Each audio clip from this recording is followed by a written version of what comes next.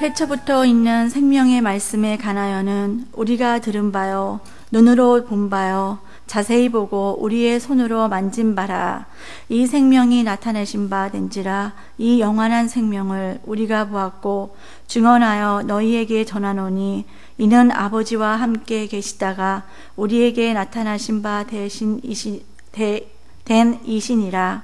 우리가 보고 들은 바를 너희에게도 전함은 너희로 우리와 사귐이 있게 하려 함이니 우리의 사귐은 아버지와 그의 아들 예수 그리스도와 더불어 누림이라. 아멘. 우리 근접해 있는 테네시 주의 어느 한 식당에서 있었던 일입니다. 그 식당에 어떤 분들이 멀리에서 여행하면서 그 식당에 들러 식사를 하게 되었습니다. 그런데 어떤 수염이 난 어떤 중년의 한 신사분이 테이블마다 다니면서 이렇게 인사를 하고 무언가 이야기를 주고받으면서 테이블마다 도는 겁니다. 그리고 이분들이 방해받기가 싫어서 오래간만에 이제 부부가 여행을 하는 길이라 저 사람이 우리에게 안 왔으면 좋겠다 그런 생각을 하고 이제 식사를 주문하고 있었습니다. 그런데 아니나 다를까 생각과는 달리 자기들 테이블로까지 왔습니다. 그리고는 어디서 오셨느냐, 뭐 어디로 가느냐, 직업은 무엇인가 이렇게 물어보았습니다. 그래서 어디에서 왔고 여행 중인데 직업은 어느 신학교의 교수입니다 이렇게 말을 했습니다. 그러자 이 신사분이 그러니까 목사들에게 설교하는 분이시구만요.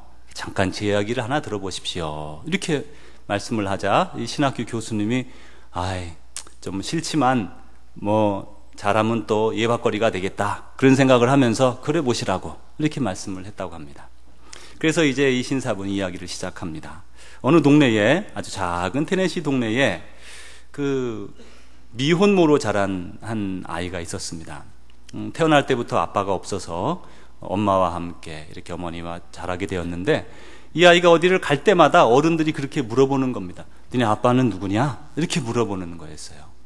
이 아이가 그게 보통 사람에게는 뭐 아버지가 어떠세요? 돌아가셨어요? 아니면 어디 계세요? 이렇게 말할 수 있지만 이 아이에게는 그게 큰 상처가 되는 거죠. 그렇지만 보는 사람마다 그래 내 아버지는 누구야? 그럼 이 아이가 할 말이 없죠. 본 적도 없고 알지도 못합니다. 그래 이제 점점 이 아이가 대인을 기피하는 대인 기피증에 걸리게 되었습니다. 그것을 물어볼까 봐 두려웠던 거죠. 학교를 간신히 이렇게 잘 다니고 있는데 그 아이가 교회를 다녔습니다.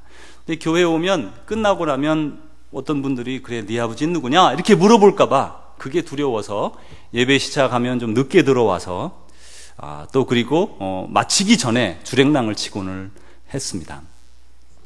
그런데 어느 날 이제 그 교회 목사님이 새로 바뀌게 됐어요. 새로운 목사님이 부임하셨습니다. 근데 이날은 좀 특별해서 이상하게 좀 예배가 빨리 끝나고 순식간에 축도를 마치고 목사님이 저 앞에 나가 계셨어요. 그래서 이 아이가 도망갈 틈이 없었어요.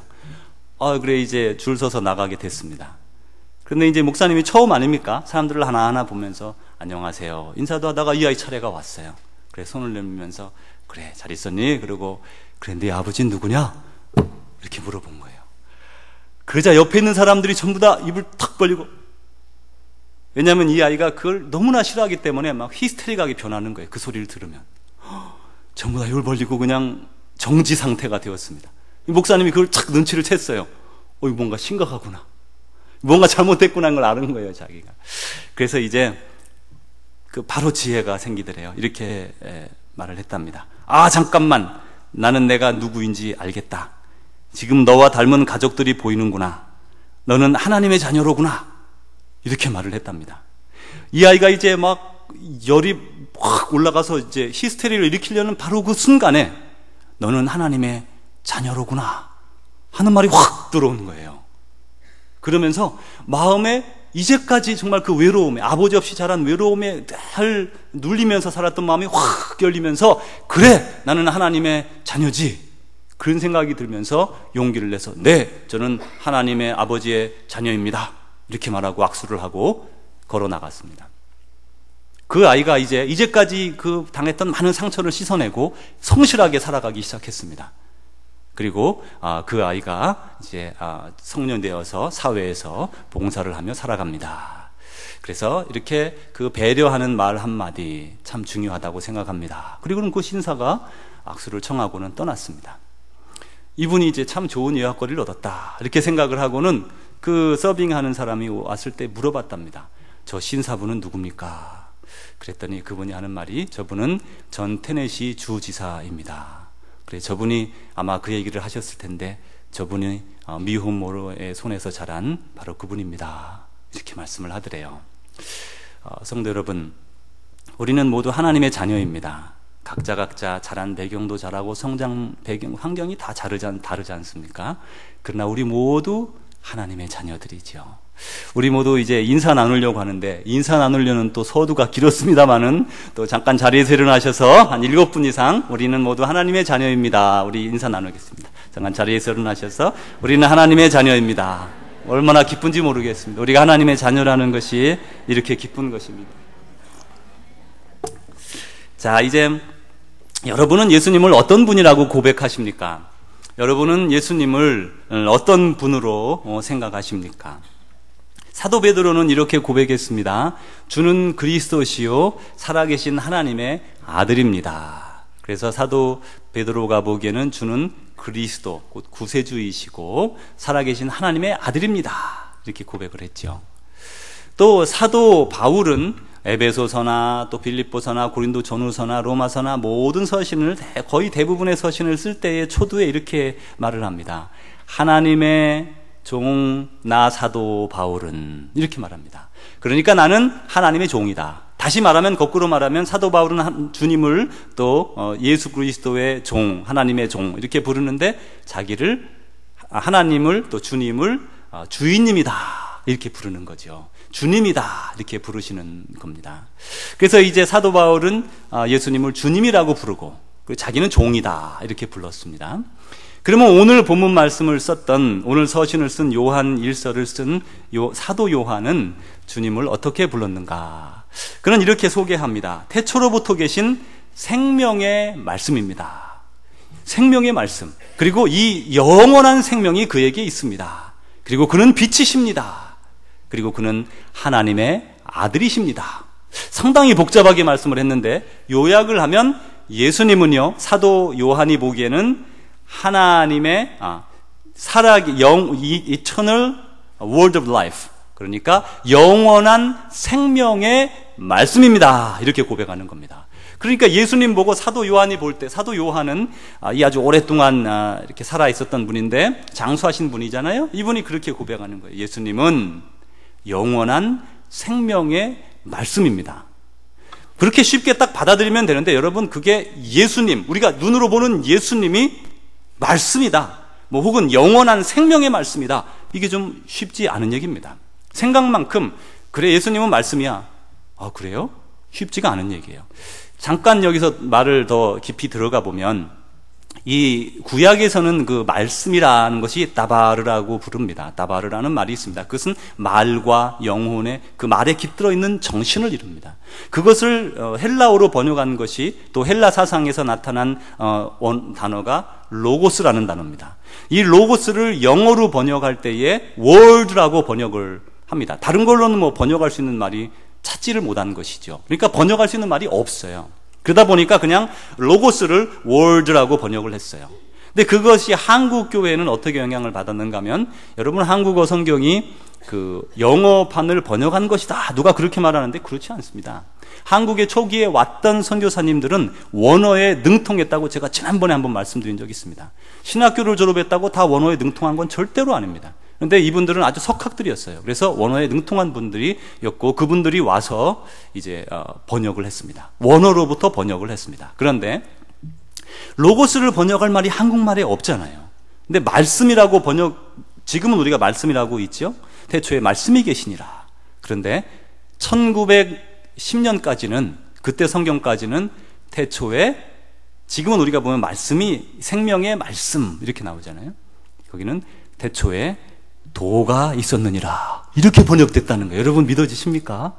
이번에 박창한 목사님이 오셔서 그 말씀을 해주시더라고요. 이게 원래 말씀이 아닌데 도가 있었다 그랬는데 이걸 사람들이 바꿨다고. 그러니까 여기서 다시 말하면 주님은요, 주님은 말씀이고 말씀이 주님이신데 그 생명의 말씀은 그 말 속에 들어있는 정신, 그게 주님이란 말이에요. 그래서 말 속에 들어있는 그 정신이 육신이 되어 우리 가운데 임한 거죠. 그래서 이제 결론적으로 말하면 예수님은 영원한 생명의 말씀이다, 이런 것이에요. 영원한 생명의 말씀이다.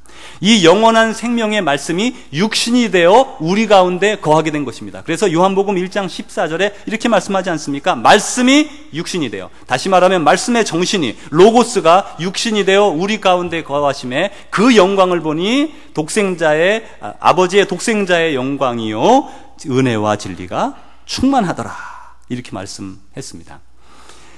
이제 말하자면, 다시 처음으로 돌아가면 Eternal Word of Life, 영원한 생명의 말씀, 그 로고스가 육신이 되어서 우리 가운데 거했는데 그분이 예수님이시다, 그런 말씀이죠. 이제 이 사도 요한은 그 영원한 생명의 말씀 되신 주님인 예수 그리스도가 우리 가운데 임한 것을 들었다. 처음에는 들었다라고 말씀하시고, 그 다음에는 보았다 말씀하셨고요. 그 다음에는 잘 살펴보아서 알게 되었다, 그렇게 말합니다. 여러분, 그냥 눈으로 보이는 것을 우리가 see라고 그러잖아요. 그런데 자세히 보는 것은 look close at, 이렇게 성경에서 이렇게 번역을 했어요. 아주 자세히 보아서 알게 됐어요. 그리고 다음에 말씀하시기를 그를 만졌다, 이렇게 말하죠. 이 본문을 쓸 때는 예수님이 승천하시고 난 지 60년 뒤입니다. 예수님과 한 시대를, 동시대를 살았던 사람들이 대부분 이미 돌아가셨을 때예요. 그래서 이제 많은 사람들이 예수님이 육신으로 오신 걸 알았지요. 만졌습니다. 그리고 그로부터 안수를 받았습니다. 그런데 그분들이 다 돌아가셨죠. 예수님이 살아계실 때 예수님의 12제자 중에 하나였던 사도 요한은 예수님에게 가장 사랑을 받는 제자였지 않습니까? 그의 품에 눕기도 하고 그에게 늘 사랑을 받는 제자였어요. 근데 그가 그때는 아주 젊었을 것으로 성경에 말씀하거든요. 그 아주 젊은 사람이 80 정도 이상이 되었을 나이까지 쭉 살 동안에 그때 예수님을 만났던 사람들이 다 세상을 떠난 거죠. 그래서 이제는 예수님을 진짜 눈으로 보고 알고 만졌던 사람이 거의 남지 않았던 때에 이 본문이 쓰여졌고, 그 시대에 이단이 발흥했는데 그 이단이 바로 예수님은 영으로 오셨다, 이렇게 설명을 하고, 혹은 예수님은 가짜로 우리가 보기에 육체가 있는 것처럼 보이지만 육체가 없었다, 이런 주장을 하는 이단들이 막 나타나기 시작하는 거죠. 그것에 대해서 이 사도 요한이 조심시키면서 그들에게 예수님은 영으로 오신 것이 아니라 육신을 입고 오셨다라고 말씀하는 것입니다. 3년 동안 예수님의 큰 사랑을 받으며 그 제자의 삶을 살았던 이 사도 요한의 그 고백은 많은 영향력을 미쳤을 것이 분명합니다. 그것으로 말미암아 많은 사람들이 영주의자들에게 이단에 넘어가지 않게 해 주었던 것입니다. 다시 2절에서 번복해서 또 사도 요한이 말합니다. 이 영원한 생명을 내가 보았다, 그리고 그것을 내가 증명했다, 증언했다, 그리고 그것을 전파했다, 그렇게 말하면서 계속해서 사도 요한은 그 생명의 존재에 대해서, 예수님의 존재에 대해서 고백하고 있습니다. 그 영원한 생명 안에는 빛이 있다고 말합니다. 빛이 있지요. 그래서 이 빛이 하나님으로부터 우리에게로 내려왔어요. 그럼 어떻게 되죠? 빛 때문에 환해지죠. 우리 교회 이제 새벽 예배에 이제 주로 제가 제일 먼저 옵니다. 제가 또 제일 가까이 사는 것 같아요, 우리 교회에서. 그럼 가까이 오면 이제 교회가 깜깜하지요. 그럼 밖에 외등을 켜고 안에 들어와서 등을 켜면 이게 수은등이라 켜지는데 한 5분에서 3분, 5분 걸려요. 그러면 껌껌했던 이 교회 안이 환하게 밝아지죠. 그러면서 물건이 뭐가 있는지 어떻게 되는지 다 눈에 잘 보입니다. 그런 것처럼 이 세상이 아주 깜깜할 때에 예수님께서, 빛 대신 예수님께서 이 땅에 오셔서 빛으로 세상을 밝혀주셨어요. 그런데 문제는 그럴 때에 어떤 사람들은 그 밝은 빛을 보고 알아보았지만 어떤 분들은 눈이 아주 이미 멀어버렸기 때문에 빛이 왔지만 세상에 그 빛을 볼 수가 없었습니다. 여러분 여기 테네시 가까운 차타누가에 가면 루비폴이라는 곳이 있는데 가보셨는지 모르겠어요. 혹시 못 가보신 분들이 있다면 요즘 단풍도 한참 좋은데 단풍놀이 겸해서 차타누가에 가셔가지고 루비폴에 이렇게 가보시면 거기에 그 물이 이렇게 폴이 있으니까 물이 이렇게 떨어지죠. 그 참 신기하죠. 동굴 속으로 계속 들어가면 어디선가 높은 곳에서 물이 많이 떨어집니다. 그래서 그걸 루비폴이라고 그러고 아주 아름답다고 그럽니다. 그런데 이제 그 물이 흐르다 보니까 거기에 물고기가 살지 않겠습니까? 그래서 물고기가 이제 거기에 있습니다. 저도 물고기를 봤어요. 그런데 그 물고기들은 빛이 없기 때문에요. 그 안에가 깜깜하기 때문에 모두 그러니까 봉사입니다. 물고기들이 앞을 보지를 못해요. 그래서 다른 감각으로 살아가는 거죠. 그런데 만약에 살아있는 눈이 멀쩡한 물고기를 거기다 갖다 집어 넣는다고 해도 암흑 상태에서, 그러니까 아주 아무것도 보이지 않는 상태에서 6개월이 지나면 눈을 멀어버린다고 합니다. 그러니까 정상적인 물고기도 거기 들어가면 6개월이면 눈이 멀어버리고, 또 거기서 태어난 물고기들도 아마 얼마 있다가 눈을 멀지 않겠습니까? 그런 것처럼 빛이 이 땅에 들어왔지만 눈이 완전히 멀어버려서 그 빛을 알아보지 못하는 사람들이 우매하게 많이 그런 분들이 있었습니다. 그러나 빛 안에 있는 자, 우리 그리스도인들은 빛 안에 있어서 그 빛으로 말미암아 우리의 삶을 비춰보게 된 것입니다. 여러분, 악을 행할 때는 주로 밤에 행하죠. 어두울 때에 빛이 없는 곳에서 악을 행합니다. 벌건 대낮에는 악을 행하기가 어렵습니다. 요즘은 뭐 나쁜 사람들은 벌건 대낮에도 악을 행하지만 보통 악은 밤에 많이 이루어지죠. 근데 우리가 주님의 빛 안에 살아가면 악을 행할 수가 없는 것이죠. 왜냐하면 빛 안에 있기 때문에, 곧 우리가 그 빛을 받아 빛을 비추는 존재이기 때문에 악을 행할래야 행할 수 없다라는 게 우리가 다음 시간에 말씀을 나누게 됩니다. 이 빛은 무엇인가 하면 말씀입니다. 이 말씀이 빛이 되었잖아요. 말씀이 예수님이시고 예수님이 빛이시잖아요. 하나님도 빛이세요.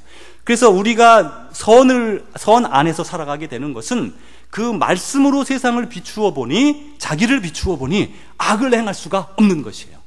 그래서 우리는 빛 안에 있는 사람은 악을 행하지를 않게 됩니다. 바른 길을 걷게 되는 것이죠.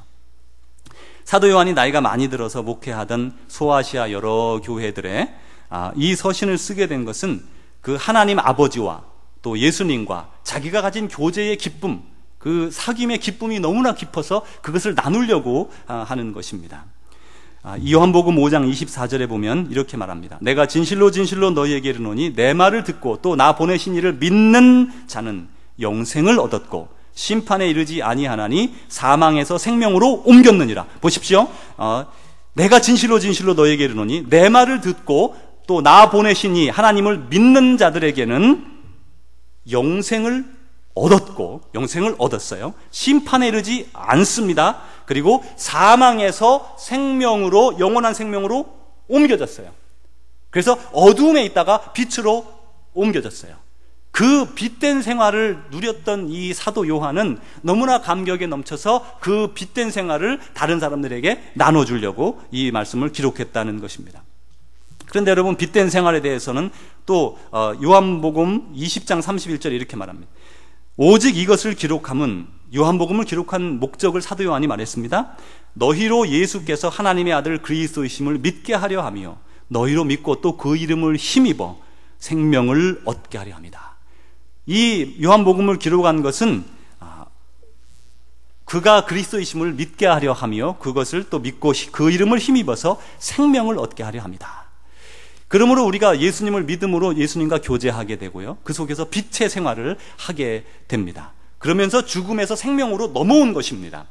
이제 나와 하나님과의 교제에서 받은 사랑, 그것을 사도 요한이 그 에베소나 또 그 주변에 있는 소아시아 교회들에게 나눠주려고 한다. 그것이 오늘 서신을 쓴 목적이다 라고 또 말을 하는 겁니다. 여러분, 이 교제라는 것, 나와 하나님과의 사귐, 그리고 우리의 사귐, 그 사귐이라는 말은 원어로 코이노니아라고 말합니다. 여러분 많이 들어보신 용어인 줄 압니다. 코이노니아. 이것은 헬라어인데 영어로 번역하면 그저 펠로우십 정도로 번역할 수 있을 거라 생각이 듭니다. 여러분, 펠로우십 하면 생각나는 게 뭐가 있습니까? 교제, 사귐, 친교. 그럼 어떤 거 생각합니까? 서로 만나고 식사 같이 하고 이야기하고 정을 나누고 서로 사랑을 베풀고 그런 것이지요. 그런 사귐을 우리는 사귐이라, 교제라 그렇게 이야기합니다. 그런데 여기서 말하는, 주님이 말하는 코이노니아, 그 교제라는 것은 그런 것을 훨씬 넘어서는 것입니다. 물론 그런 것도 있지요. 두 번째로 보면 이 코이노니아는 보고 듣고 체험한 것을 나누는 것입니다. 그것은 예수님이신데 예수님이 나에게 얼마나 좋은 분이신가를, 예수님이 어떤 일을 하셨는가를 나누는 것이 바로 코이노니아의 거의 첫 번째 이르는 것입니다. 그래서 이 사도 요한이 오늘 그 말씀을 이들에게 나눠주고 있는 것이죠. 말하자면 우리 자기에게 있어서 가장 보배로운 것, 그것은 감춰두고 나쁜 것만 나누면 정말 가까운 관계가 아니지 않습니까? 이 가장 존귀한 것을 나누는 것이 바로 이 교제라는 것입니다. 그래서 에밀 브루너라는 신학자는 불은 불탐으로 존재하듯이 교회는 전도함으로 존재한다라고 말을 했습니다. 불은 불에 타서 불이 존재하죠. 그 불이 꺼져버리면 불이 없어지는 거예요. 교회는 전도하고 사명을 함으로써 교회가 존재하는 것이지 그 사명을 끊어버림으로 해서 존재가 없어지는 겁니다. 또 두 번째로는 말로만 아니라 내가 가진 재산과 물건들을 나누어 주는 것입니다. 내 것 없이 필요한 사람에게 내 것을 잘라서 나눠줄 수 있는 것, 그것이 여기서 말하는 교제입니다. 사람은 그 시대의 안경을 끼고 살아가는 건 여러분 다 아시지 않습니까? 그걸 시대정신이라고 이렇게 말을 합니다. 특별한 철학자들이 혹은 신학자들이 그 시대정신을 뛰어넘어서 세상을 볼 수 있는 사람들이 종종 있습니다. 그런데 우리는 이런 많은 사람들이, 특별히 종교를 가지지 못한 사람들은 시대정신에 사로잡혀서 살아가는 분들이 대부분이라고 볼 수 있습니다. 여러분, 우리에게 있어서는 교제라는 것은, 또 주님 안에서 성도의 교제를 말합니다. 제가 말씀드리는 것은, 성도의 교제라는 것은 아주 한정된 것을 말합니다. 여러분에게 있는 것을 잘라서 팔아서 나누어 줄 수 있는 그런 사람들이 요즘에는 별로 없습니다.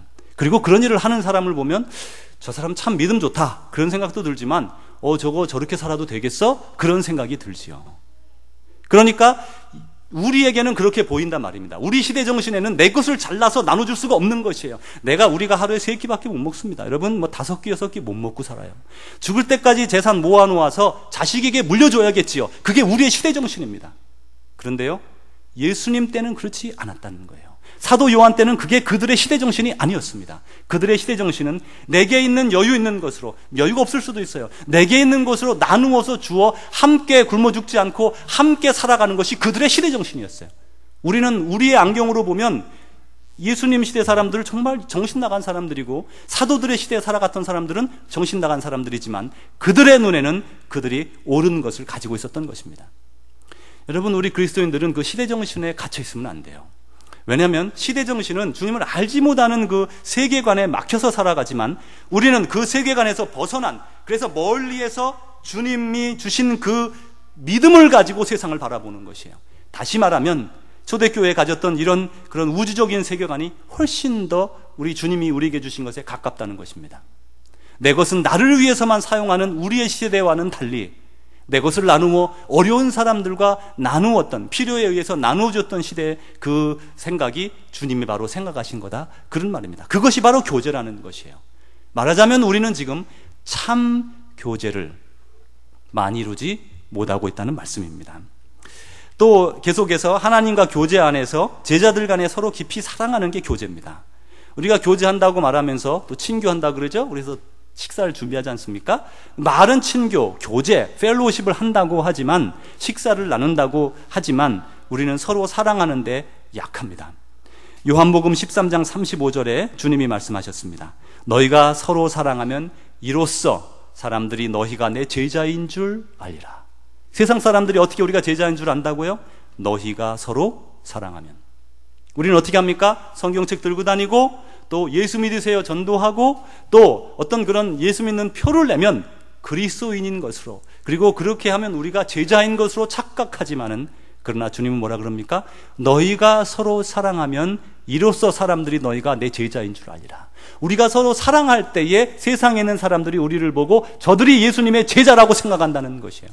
여러분, 저와 여러분의 삶 가운데 혹여 재물의 눈에 사로잡혀서, 혹은 명예의 눈에 사로잡혀서, 혹은 여러 가지 세상 것에 사로잡혀서 형제자매를 사랑하지 못한다면 우리는 참 제자의 길을 걷고 있지 않은 것입니다. 그래서 사도 요한은 주를 향하여 이 소망을 가진 자마다, 이 소망은 뭐냐면요, 천국에서 우리가 나타날 걸 말해요. 사도 요한은 계속 이렇게 말합니다. 주를 향하여 천국에서 나타날 그런 소망을 가진 자마다 그의 깨끗하게 하심과 같이 자기를 깨끗하게 한다. 왜냐하면 우리가 천국에서 나타날 거니까 이 땅에서 우리 자신을 깨끗하게 간직한다는 거죠. 또 베드로 후서 3장 14절에서 베드로는 이렇게 말합니다. 그러므로 사랑하는 형제들아, 너희가 이것을 바라보나니, 이것은 뭐냐면 마지막 심판대 앞에 우리가 설 거라는 말씀이 그 앞에 있어요. 너희가 마지막 심판날 앞에 설 것이니 점도 없고, 주님 앞에서 점도 없고 흠도 없이, 점도 없고 흠도 없이 평강 가운데서 나타나기를 힘쓰라.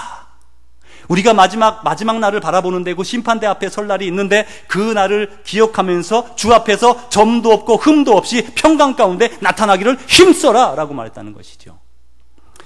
종교개혁자 존 칼빈은 교회를 두 가지로 나누었습니다. 첫째로는 가시적인 교회, visible church라고 부릅니다. 또 두 번째 교회는 비가시적인 교회, invisible church라고 불렀습니다. 가시적인 교회는 이런 겁니다. 지금 여기에 모여있는 우리 모든 식구들이 교회지 않습니까? 교회는 건물이 아니고 사람들입니다. 근데 우리 여기 있는 모든 분들이 교회예요. 그래서 버밍햄 한인장로교회예요. 그리고 주님의 교회입니다. 이걸 visible church라고 부릅니다. 그런데 invisible church, 눈에 보이지 않는 그 교회는요, 비가시적인 교회는 우리들 가운데 참으로 주님의 말씀대로 살고 주님의 말씀을 따르는 참된 사람들이 있다는 것이에요. 그 사람들이 invisible church, 비가시적인 교회라는 거예요. 제가 여기서 이렇게 보니까 우리는 가시적인 교회도 다 여러분 다 보이고 여러분 다 아주 비가시적인 교회로 다 번쩍번쩍 여기 다 보입니다. 그런데 그렇지 않은 교회도 있습니다. 말씀은 따르지 아니하고 교회에 출석은 하지만 주님 뜻대로 살아가지 아니하는 사람에게는 invisible church, 비가시적인 교회에 들어올 수 없다는 거예요. 한 군데서 함께 예배를 드리고 한 군데서 함께 식사를 수십 년간 저 친교실에서 밥을 먹었다 할지라도 invisible church에 속하지 않은 사람은 하나님께 인정을 받지 못한다는 사실입니다. 안타까운 현실이라고 말할 수 있습니다. 콜로라도의 한 교회 목사님의 3살 된 어린 딸 해나라는 아이가 있었습니다. 이 아이가 이제 교회를 왔다가 집으로 돌아가면서 어머니와 함께 이런 대화를 나누었습니다. 엄마, 교회에 오면 왜 어떤 사람들은 머리 위에 빛이 있고 어떤 사람들은 빛이 없어요? 다시 한번 들려드립니다. 엄마, 교회에 오면 왜 어떤 사람들은 머리 위에 빛이 있고 어떤 사람들은 빛이 없어요? 이 질문은 3분이라고 하는 Heaven is for real 이라는 그 요즘 베스트셀러로 이제 뉴욕타임스에 나왔던 조그만한 어린아이가 3분 동안 천국을 다녀왔어요. 이제 그 책에 나오는 일부 이야기입니다. 다음 주에 계속해서 그 말씀을 좀 더 드리겠습니다. 근데 이 아이가 천국에 갔다 왔는데 천국에 갔더니 각 사람들 머리 위에 빛이 있더래요. 빛이. 근데 그것을 그 똑같은 얘기를 이 해나라는 다른 아이가 다른 곳에서 말을 한 거죠. 이렇게 어떤 사람들에게는 머리 위에 빛이 있고 어떤 사람들은 빛이 없어요. 보통 사람들이 보지 못한 것을 이 해나라는 3살 된 어린아이가 본 것입니다. 그러자 해나의 엄마가 그 딸에게 한 첫 번째 질문이 무엇이었을까요? 여러분 어떤 질문을 했을까요? 맞아요, 그거예요. 이 엄마가 깜짝 놀라가지고 듣고 있다가 그래? 내 머리 위에는 빛이 있었니 없었니? 제발 있었다고 말해줘. 또 그 남편이 목사거든요. 너네 아버지는 이렇게 물어봤겠지요. 그렇습니다. 저와 여러분의 머리 위에는 빛이 빛나고 있을까요? 참 믿음이 있는 이들의 머리 위에는 빛이 있을 것입니다. 복음을 받아들이고 복음에 합당하게 살아가는 자들에게는 빛이 환하게 빛나고 있을 것입니다.